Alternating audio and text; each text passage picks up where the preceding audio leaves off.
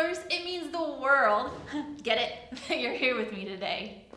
Today, our lesson is going to involve looking at the world and seeing how some different features were formed on it. So, in front of me, I have my awesome little globe. If you want to, you can go to Google Earth and check out what we're going to be looking at today, but I want you to go to South America. Now, we're here, North America, so South America is just down here, and we're going to take a look at the Andes Mountains that were formed along the east coast of South America. Now, do you guys know how mountains or other landforms are made? Let's think about it. If you guessed tectonic activity, you're correct. Now, what is tectonic activity? Well, to understand what it is, we're going to have to talk about the Earth and the different layers. So, we're going to today act like Earth's crust. Earth's crust is just kind of like a jigsaw puzzle. It sits on top of the mantle, which is really hot rock that's always moving. Now, to talk about the tectonic activity, we can use our hands, or you can use crackers and Cheez Whiz or peanut butter, things like that. So I want you to go gather some crackers of any kind, some Cheez Whiz, some peanut butter, even maybe some whipped cream, and come back and we're going to talk about tectonic activity. Welcome back, explorers. Now we're going to talk about the different types of tectonic activity, and we're going to either use our hands, I'll show you that first, or you can use Cheez Whiz and your crackers or whatever you decided to get. So the first one we're going to talk about is called a transform, and all that is plates sliding past one another. So to do that with our hands, you just need to flatten your hands, and then you're just going to drag them across each other, just like that. That's all a transform is. Now with our crackers, you're just going to want to put a little bit of Cheez Whiz on one, and then you're just going to take the other cracker and just slide it across. So that's all it is. Now, when the crust of the Earth does this, it creates fault lines. Fault lines are responsible for earthquakes. Here in Kansas, we've been having a few more of those. The coasts generally have more because they're closer to the ocean. We'll talk a little bit about that in a second. So we'll set these off to the side. We're going to do our next one. So you need 2 more crackers. The next one is called a convergent. All that is when plates run into each other. So with our hands, all you have to do, hold them flat again, and then we're just going to do like that. They're just going to run into each other. Now, with the crackers, your Cheez Whiz, you're actually going to want to put it on a plate or something, and you're going to put the Cheez Whiz here, and then we're going to push them together. And you guys see how the Cheez Whiz came up? That'll happen. Sometimes the crackers may even break. That's okay. That crust in the Earth is going to break apart, and the magma and the molten lava is just going to keep moving around. All right, last one. Let me kind of get this cleaned up. Is called subduction.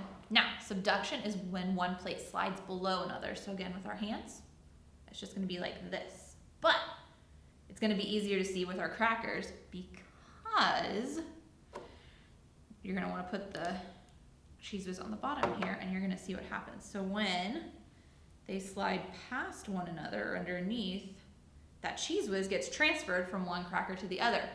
Same thing happens with the crust of the Earth. Crust is breaking down, and it's moving, and it's forming new layers. All right? There's one more boundary that we're going to talk about for our last crackers. Pretty simple. It's called divergent. So all that's going to happen is the plates are going to be like this, and then they are going to move apart.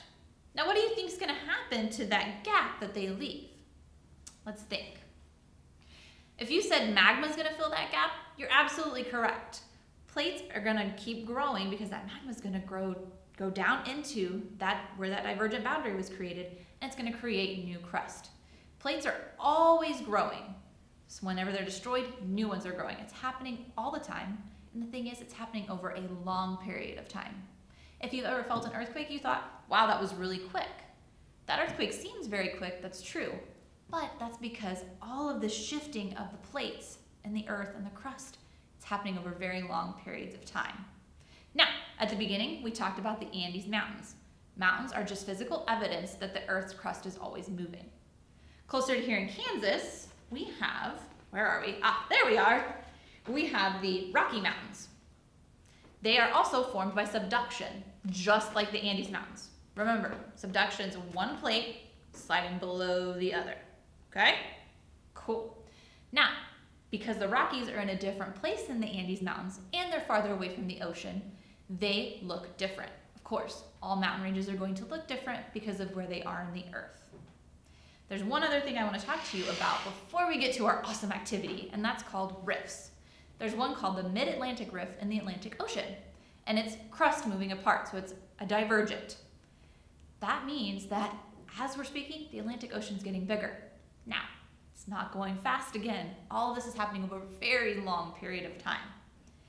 Now, there's a really, really big rift that's been happening forever. You may have heard of it. It's called Pangea. All the continents on our Earth used to all fit together a really, really long time ago. But they've drifted apart over years and years and years. And they're going to keep drifting apart. Now, I don't want you to worry. Again, very, very, very slow process. We're not going to run into any other continent anytime soon. So, looking at all of this today, we can learn how different landforms are made. So, for our activity today, I want you to go get cardboard, scissors, paint or markers, and some form of glue. Preferably a glue stick or a hot glue gun. So get those materials and come back and we'll start our activity. Welcome back, explorers. Now that you've gathered all your materials, we're going to create a 3D map that's called a raised relief map. Or it can be called a topographical map, whatever you want. Now, we are going to make our map based on different types of tectonic activity. You can use a real topographical map. By doing that, you can go to Google Earth, you could look up the Andes Mountains, the Rockies, you can even look up Kansas, or you can make up your own terrain, whatever you want, all right? But it's just gonna be a very small sample. Now remember, a divergent is a rift in the center, and it's when things spread apart, so it could be deep, like this. Transform, remember, it's just things sliding past one another. Convergent, raised terrain on either side, or subduction, like mountains when they're created. Things are scraping against one another. So we're gonna start low with a big piece of cardboard and you're gonna build it up. You're gonna secure it with glue or tape. I want you to be as realistic as you can as well. So I'm gonna take some glue. I've made a piece like this. Yours does not have to look like this. It can look however it wants. So you're just gonna wanna glue. And then you're gonna wanna stick it wherever you want. I'm gonna stick it in the middle because I want to make a divergent. Because there's gonna be a piece over here. Show you how to do that in just a sec. Take another piece, just like this. Glue on the bottom, and stick it over here. I'll lift this up so you guys can see it. Just, ooh, it's not quite dry, but I'll hold it there. Just like that, all right? Now, what I want you guys to do is cut lots of different pieces. They don't have to be the same size. They can be all different sizes and put them different spots. Now you could add in a lake, an ocean, whatever you felt like. You can add trees, things like that. I just want you to be as realistic as you can, okay? Once you've got everything on your topographical map, color it in. Use paint. Make sure you ask your parents and make sure you use something on top of it so it stays clean. I used markers on mine, which I'm gonna get ready to show you, but get creative with it. Have fun. That's the biggest thing I want you to do. So I'm gonna show you the map that I created. Looks like this. I'll show it to you guys from the side so you can kind of see how the different layers are. Now, of course, yours does not have to look like mine. I want you to get creative, okay?